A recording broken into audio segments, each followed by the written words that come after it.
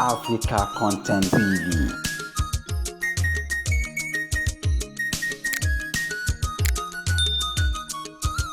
For his blessings, after which we all moved to Ibadan Stadium, where the football competition finals were held on Tuesday, 15 March. Some fantastic footballers from both male and female competitors were discovered.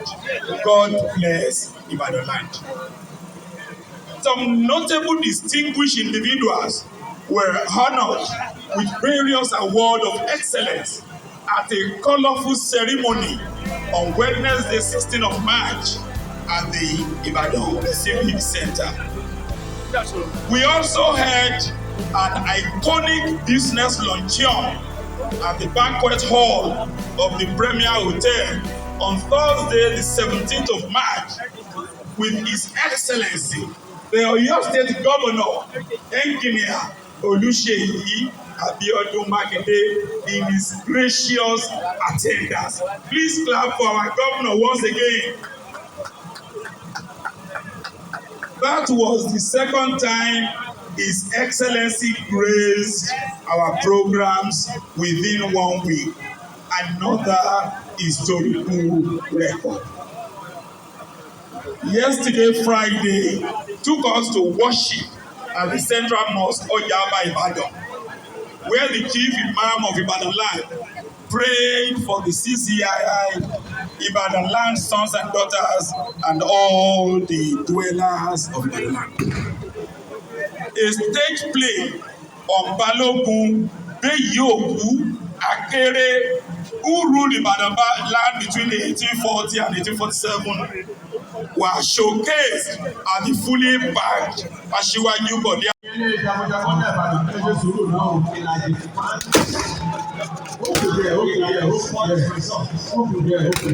Who has been contributing greatly and positively to all Ibadan programs. Thank you very much, sir. We want to thank one of the fellows we honor. The adopted son of Ibadan, Professor Ogunwa Charles and Mrs. the Princess, Mrs. Tola Awo, who were honored as adopted son and daughter of Ibadan for worthy contributions to Ibadan land, growing up in Ibadan and contributing so much through the University of Ibadan.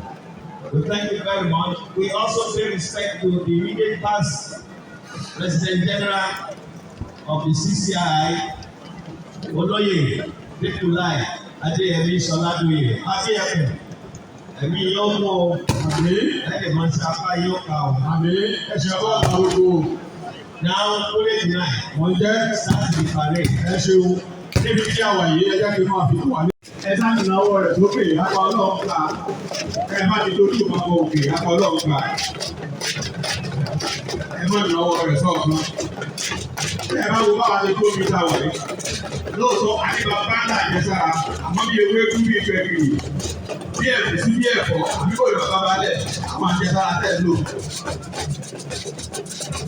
Àwọn ọmọ alákẹ̀lẹ̀ rèé, bí ẹ bá dojú ẹ̀kọ́ bí òkè ní ọ̀nà, ọjà mi lójú. Bí ẹ bá dojú ẹ̀kọ́ bí òkè ní ọ̀nà, ètò wà, èmi yóò dojú ó ti ra wa. Èmi yóò dojú ó ti ra wa. Mo rò pé àti gba mandate báyìí. Ọlọ́run ò ní jẹ́ kí mandate yẹn wà náà jù.